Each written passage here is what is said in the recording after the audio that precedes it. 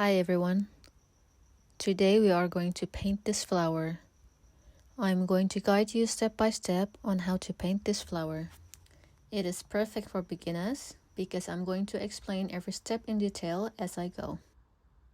I like to put this watercolor paper on a piece of cardboard so the paper wouldn't get wrinkled as you paint on it using a lot of water. I just use thin paper tape and put it all around the paper to put them together. This is my favorite watercolor pen set from Winsor & Newton. The choices of colors is just enough for you to have all the colors you need, but also not too many to get you overwhelmed. I will use 2 ceramic saucers for this video. These saucers will hold more water than a ceramic plate. I always keep an extra piece of watercolor paper to try on the paint colors before I use it on the real painting. I will also use 2 paper towels.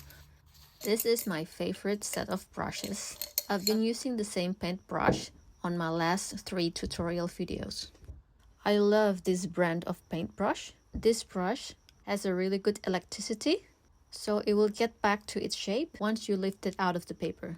I'm using size 0 round brush. The other brush is a mop brush. It has wide end, so it's good to paint wide areas. If you're looking for an affordable paintbrush, I will definitely recommend this one. This is not for watercolor though, it's for acrylic, so it has high elasticity and really good to paint details. I'm pretty sure this brush costs only like $5 Australian, and it works perfectly well. I'm not a big fan of a long handle, I like the short one, but this brush definitely has a good hand grip. I also use small size of round brushes. I have 2 here. One is number 1 and one is number 3. To use this watercolor pen sets, first you need to activate the colors. It means you put lots of water on it and then wait until the paint gets dissolved by water. Don't forget to always wash your paintbrush and dry it on the paper towel to keep it on its best shape. I also like to keep a photo reference ready. It could be on the computer screen or on my phone by my side to see how the colors of the flower, the brightness, the contrast, and where the shadows will be. To paint this flower, I will use 2 colors, light blue and purple. Watercolor paintings comes with layers. The first layers, you don't use that much paint, so it will be just a little bit of paint and lots of water. So the first layer should be sort of transparent. I added some red color to brighten up the purple color. And remember, after you mix the paint, you can always try it on first on that piece of paper you have and see if you actually like the color. I will paint the flower one by one to keep the colors separated from one to another. Since I'm going to use the blending technique, I like to wet one piece of flower with water.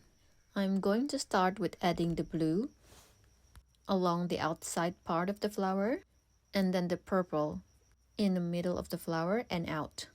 You can use either 2 brushes or just 1 brush for this technique.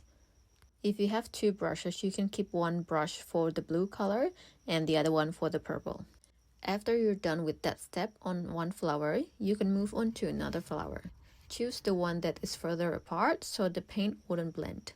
So you're pretty much going to repeat this process from one flower to another. Just keep in mind that you have to wait for one part to be dry before starting to color the flower just next to it. The beauty of painting flowers is there's not really a rule for it. So you can pretty much play with your colors. There's no wrong or right way. I think it's really a good way to experiment with your colors. This is how the first layer looks like when it's fully dry. I like to leave a little bit of white part just between flowers to add highlights and show where the light touches the flower. On the second layers, I like to use a little bit more paint so the color is a bit more dense. And you're basically just adding more colors on one side of the flower, so then one part will look darker and the other part will look a bit lighter. On this step, you will already have to decide where the light is coming from. So obviously when the light touches the flower, that part of the flower will be lighter and the other part will be darker. On this step, I also like to color one petal at a time, so the color will separate from one petal to another, and then it really starts showing the real shape of the flower. Once you put the paints on, you can soften the color with a clean brush, meaning just brush with water and wipe the color a little bit so that it gets lighter on the other side, or as I would say, make gradient. If you have too much paint on your paintbrush, you can always dry it up a little bit with the paper towel. I will show you the zoom out view so you can see how I work with the paints and water and how I apply it to the flower. So then again, you just basically repeat the same process on each of the flower. Don't forget you can always rotate the paper to work on an angle that you're comfortable with. Because there are actually many flowers on this one painting, I think this is a good way for you to practice painting flower because there will be a lot of repetition. And repetition means practice, and practice will make your skill better. This is how the second layer looks like when it's fully dry. You can sort of already see how the shapes of the flower and the paintings look a bit more real. On the third layer, you will use denser paint. And on this step, you need to have a little bit of plan. Meaning you already need to know exactly where are the brightness and contrast, shadows and lighting on the flower. So you basically start with adding shadows or the dark side of the flower. If the lighting comes from above or from the left upper side of the flower, then you sort of know where the shadows are going to be. The colors also will be darker in between the flowers. So you're basically adding depth. I will just use small size of brush and just paint the part between the flowers. Since you already have practice on the last two layers, I think you will be already good at making gradation. So for example, when you add a dense paint on the small brush, you can soften the edges with a clean brush. So the color will be real dense on one part and then soften on the other part. And you basically have an overall look on each flowers and keep adding shadows. So obviously you will add blue on the blue part of the flower and add purple on the purple part of the flower. But it really doesn't matter if you're only using blue color, it will still look good. I also like to add a line with the brush along the outline of the flower to make the shadow more contrast and refine the shape of the flower. And then lastly, you can just add details. For example, on the stigma part of the flower, the color is usually darker, and then you will have an overall look on the whole painting. And then you can add a little bit more touch. For example, the bottom part of this bucket is probably going to be darker than the upper side where the light touches. So you just add more color onto it. And that's it. You're pretty much done with your flower. Don't forget to wash off the colors on all your brushes. Dry it out on the paper towel and put it aside horizontally on the paper towel. This will avoid the water to get absorbed to the handle, so the handle wouldn't get destroyed or break over time. And this is the final result of the painting. What do you think? Do you like it? I actually really love how the colors turn out on this flower.